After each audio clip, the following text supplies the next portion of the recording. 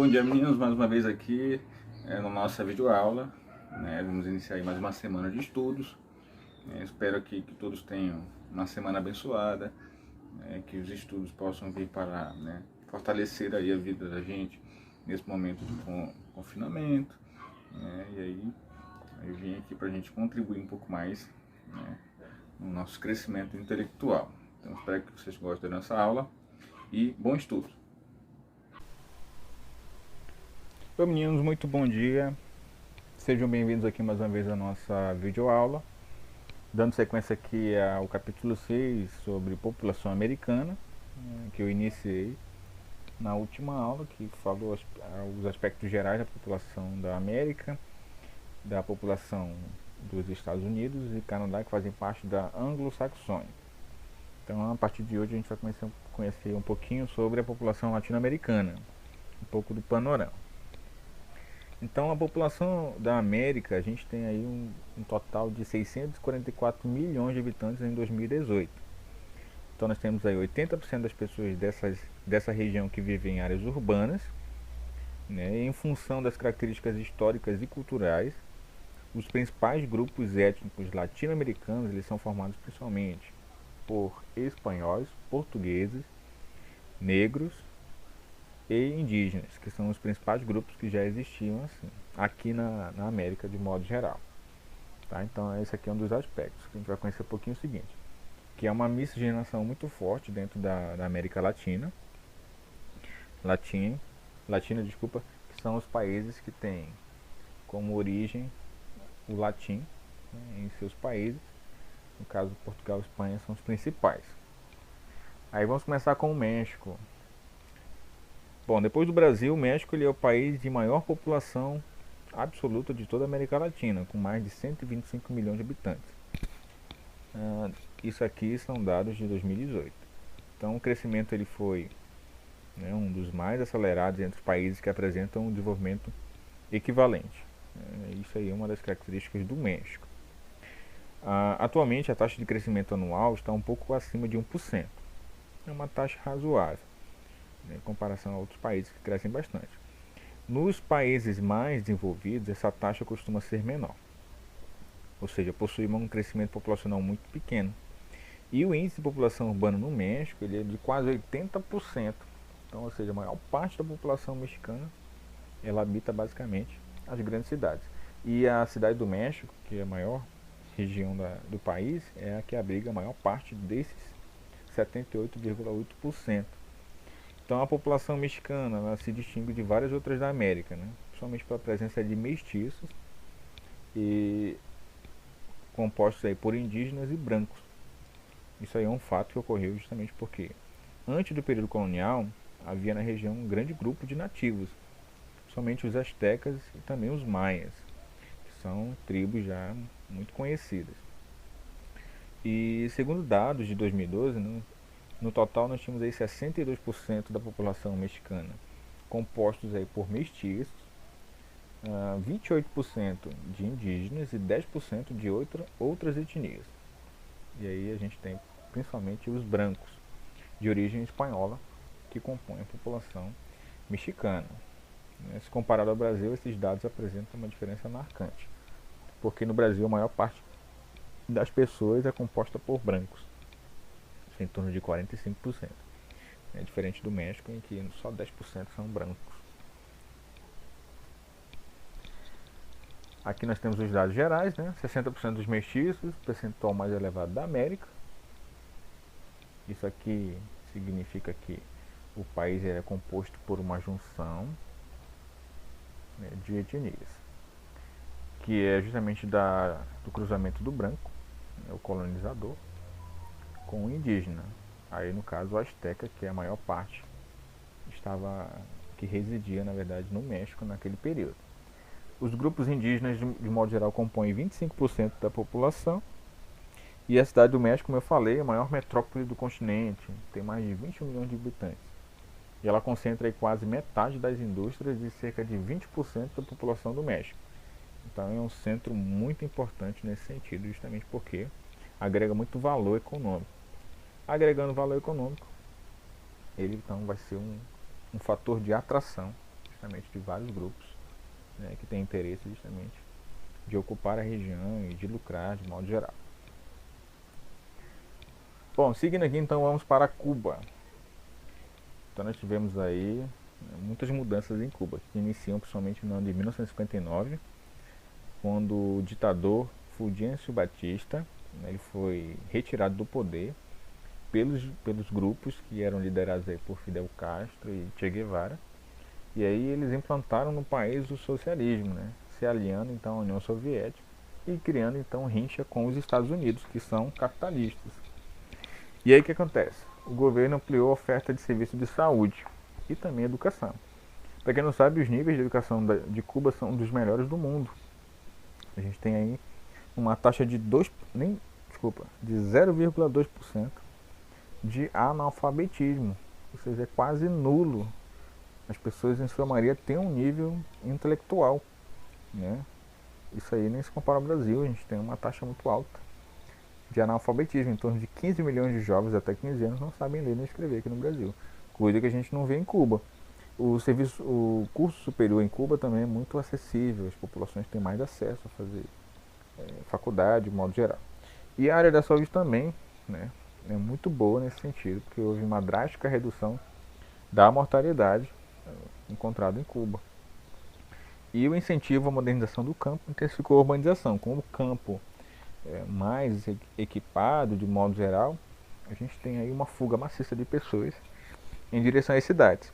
Aqui é uma foto da capital Havana, né, que é um dos aspectos e é uma das principais cidades que atrai então multidões dentro da ilha. É uma das grandes ilhas que a gente vai encontrar na América Central. Bom, aí nós temos aqui outros aspectos, né? O território de Cuba ele constitui um arquipélago situado nas Grandes Antilhas. Então a composição étnica predomina então brancos, né? Seguida aí dos mulatos e dos negros. Em 2000 ela chegava a 11 milhões de habitantes, nos quais 75% vivem em áreas urbanas. Então o governo priorizou setores de educação e saúde, o que acarreta na expectativa de 76 anos de vida, né? É uma boa expectativa de vida se comparada aos demais países aqui da América Latina. O Brasil tem a mesma expectativa de vida de Cuba, né? Um bom aspecto. E o que a gente conseguiu perceber até agora é que Cuba e México, a maior parte da população habita justamente as áreas urbanas, o que é um exemplo de como que a colonização fortaleceu o papel das grandes cidades nesse período, né? E aí isso seguiu posteriormente, quando as populações foram ocupando aqui a região. Vamos para a Venezuela, que é nossa vizinha. A Venezuela, então, é um grande produtor de petróleo, né? Um dos maiores do mundo. A população, então, é composta por descendentes de nativos, principalmente indígenas, e espanhóis, que no caso é a língua oficial do país. Então, nos anos 50, o governo veio estimular a imigração, né? Também estimulou a chegada de imigrantes qualificados, e a partir dessas iniciativas houve maior miscigenação, ou seja, mistura. Então, antes do desenvolvimento da indústria do petróleo na Venezuela, né, essa população ela se manteve estável. Não houve tantas mudanças até o ano de 1950, quando o governo veio incentivar essa chegada de trabalhadores, né? E aí a miscigenação se fortaleceu. A riqueza do petróleo, né, a gente vai ver um favorecimento às políticas sociais, né, que reduziram significativamente a pobreza. E isso aí, né, nos anos 90. Tá? Esses dados caíram muito com a morte de Hugo Chávez, né, e as políticas implantadas no país. Então a gente tem aqui, ó, a Venezuela possui uma rica composição étnica. Nós temos as principais influências índios, espanhóis e africanos. 69% da população são os mestiços, 21% europeus, né, e 5% de asiáticos e 4% de afrodescendentes. E hoje restam 1% de indígenas. Como aconteceu em todos os países da América Latina, a maior parte dos indígenas foi dizimado, foi morto em conflito. Tá? Então a gente tinha aí, esses dados de habitantes já mudaram, né? Alguns dados indicam que vários programas sociais estão em queda no país, justamente por conta dos problemas políticos que vocês visualizam aqui na nossa cidade, né? A fuga em massa de habitantes desse país. Bom, já o Chile, né? A gente tem aí as décadas de 60 e 70, um período de maior urbanização do país, é a passagem do campo para a cidade, né? O Estado foi responsável por investir em infraestrutura urbana e 90% da população estão em torno da capital Santiago, ou seja, é um país muito urbanizado. Tivemos aí no início do século XVIII a Capitania Geral do Chile, com cerca de meio milhão de habitantes, né? Muito menor do que em outras regiões da América Espanhola. Então esse número é de 17,9 milhões de habitantes, de acordo com os dados de 2018. Então a gente tem aí um dado significativo. População, densidade, a gente tem aí uma população que habita quase todo o seu território, quase 90% de urbanização, 11% das pessoas moram no campo, o que é um fator comum entre os países. A média de filhos por mulher é de 1,87, ou seja, menos de 2 filhos, a média de filhos que as mulheres têm no país. E a expectativa de vida é de 79 anos, bem maior que a do Brasil. É a 35ª do mundo. Isso tem relação com alguns dados, né? Principalmente dados sociais, melhoramento de saúde, educação e assim por diante. E aí vamos para a Argentina. Então, o Pampa Argentino, que é a região que a gente vai encontrar os campos de modo geral, é a região que concentra 70% do total de 44,6 milhões de habitantes. E aí, somente localizados na próxima capital, Buenos Aires. Principalmente porque Buenos Aires ela agrega maior economia. Então, essa região soma mais de 15 milhões de habitantes, que constitui-se a terceira maior região metropolitana da América Latina, perdendo para São Paulo e a Cidade do México. Então, algumas cidades importantes da Argentina, além de Buenos Aires, nós temos aí a cidade de Rosário, com 1,3 milhões de habitantes, Santa Fé, com 792 mil, Córdoba, com 1,5 milhão, e Mar del Plata, com 650 mil habitantes. São cidades aí muito populosas, né? E aí a gente tem o seguinte, a raça predominante é branca. A gente viu, por exemplo, nos outros países que a predominância de mestiços ou são de mulatos, e no caso da Argentina são os brancos. 3% é negro.